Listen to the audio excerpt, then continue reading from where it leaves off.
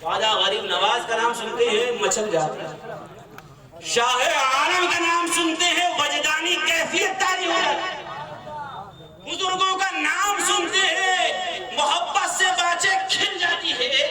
یہ اس بات کی دلیل ہے کہ ہم نے دل دیا ہے ان اولیاء کرام کو۔ ارے دیا کیوں دیا ہے؟ ادھر دیکھو، بس آخری بات ٹینشن مت، معلوم ٹائم زیادہ ہو رہا ہے، لیکن یاد رکھنا یہ جو لمحے یاد مصطفیٰ میں گزر جائیں نا، وقت یہی ہے۔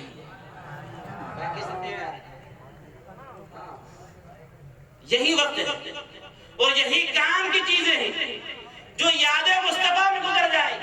حضور مفتی اعظم فرماتے ہیں کہ آنکھیں کسی کام کی نہیں، یہ آنکھیں کس لیے ہے کہ سرکار کا دیدار ہو۔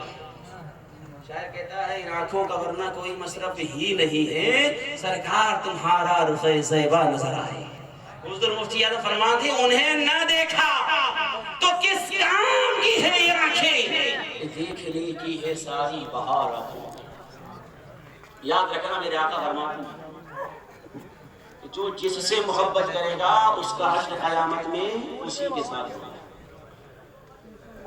جو جس سے محبت کرے گا قیامت میں حشر اس کا، زور سے بولے، ارے کچھ بولے۔ حضرت علامہ ابو سفیان صاحب نے کیا فرمایا تھا؟ یہ بھی مدرسہ ہے، یہاں بھی سبق چل رہا ہے، پوچھا جائے گا۔ یہ مجلس مزے کے لیے نہیں ہوتی بلکہ کچھ لینے کے لیے ہوتی۔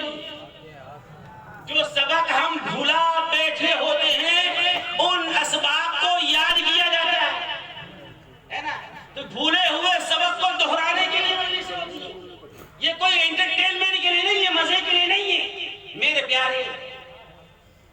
تو سرکار کیا فرماتے جو جس سے محبت کرے گا قیامت میں اس کا حشر، زور سے بولے، زور سے بولے، پیچھے والے بولے، جو جس سے محبت کرے گا۔ میرے پیارے اب اگر کسی فلمی چڑیل سے محبت کی ہے تو قیامت میں حشر اسی فلمی چڑیل کے ساتھ ہونا ہے۔ کسی کرکٹر سے محبت کی ہے تو قیامت میں حشر اسی کرکٹر کے ساتھ ہونا ہے۔ اگر کسی نیتا سے محبت کی ہے قیامت میں حشر اسی نیتا کے ساتھ ہونا ہے۔ کسی ابھی نیتا سے محبت کی ہے قیامت میں حشر اسی ابھی نیتا کے ساتھ ہونا ہے۔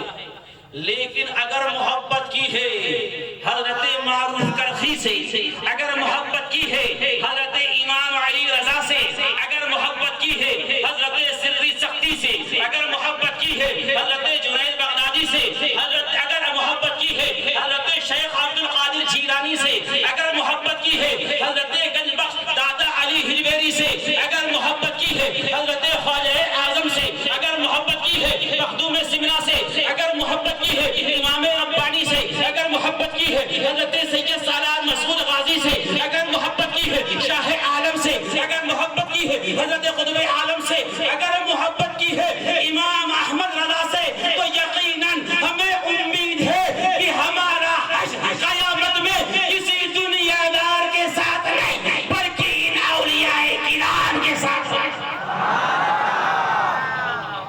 لیکن مجھے بتاؤ کہ کیا قیامت کا میدان کتنا بڑا ہوگا؟ ارے یہ گلی اتنا بڑا ہوگا یا اسٹیڈیم اتنا بڑا ہوگا؟ کتنا بڑا ہوگا؟ کتنا بڑا ہوگا؟ آدم علیہ السلام سے لے کے اب تک اور ایلم دا قیامت تمام اولین و آخرین جمع ہوں گے۔ کتنے لوگ ہوں گے؟ اگر چھٹی شریف پر حضرت خواجہ غریب نواز کے عرس پاک میں آپ چلے جائیں اور چاہیں کہ میں فلاں کو ڈھونڈ دوں، یا عرفات کے میدان میں آپ ڈھونڈنے لگ جائیں، کیا ڈھونڈ پائیں گے؟ کیوں؟ لوگوں کا ہجوم اتنا ہے۔ تو اب قیامت میں جب اتنے لوگ ہوں گے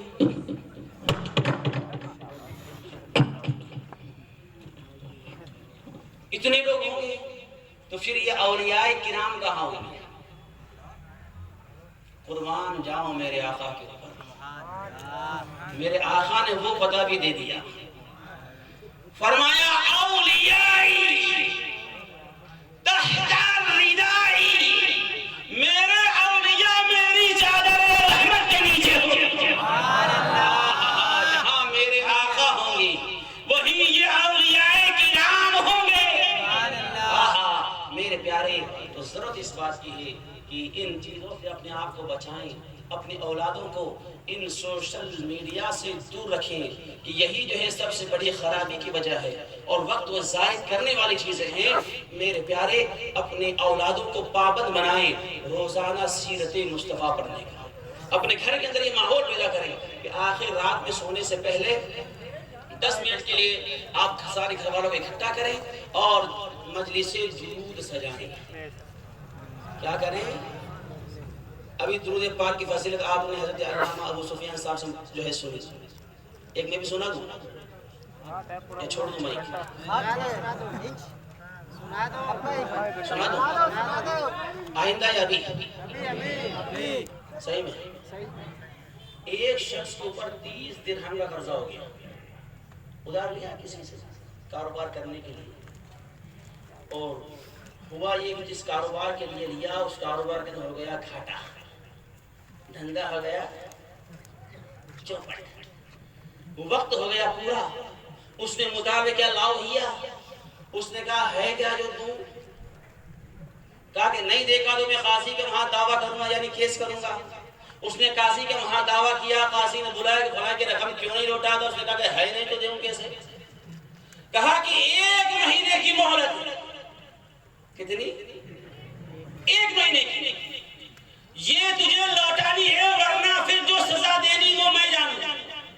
اللہ اکبر، یہ نکلا اور سیدھا مسجد کے اندر پہنچا، فجر پڑھتا، فجر سے لے کے ظہر تک درود پاک، ظہر پڑھتا ظہر سے لے کے عصر تک درود پاک، عصر پڑھتا عصر سے مغرب تک درود پاک۔ یہ سلسلہ چلتا رہا یہاں تک کہ 27 دن ہو گئے، رات تھی 28ویں، کوئی آیا خواب کے اندر اور کہا کہ جا وزیر کے پاس اور اس سے کہے کہ وہ تیرا قرضہ ادا کرے۔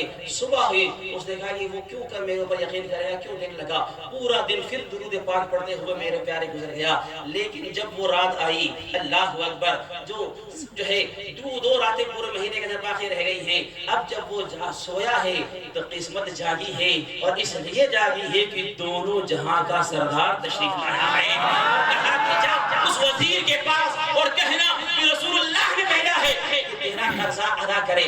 صبح ہوئی، لیکن دل نے کہا کہ وہ کیسے یقین کرے گا؟ پورا دن پھر درود پاک پڑھتے ہوئے گزر گیا۔ میرے آقا پھر خواب میں تشریف لائے، کہا کہ تو گیا کیوں نہیں؟ کہا آقا چلا تو جاتا، لیکن اگر وہ کوئی نشانی طلب کر لیتا تو میں کیا کہتا؟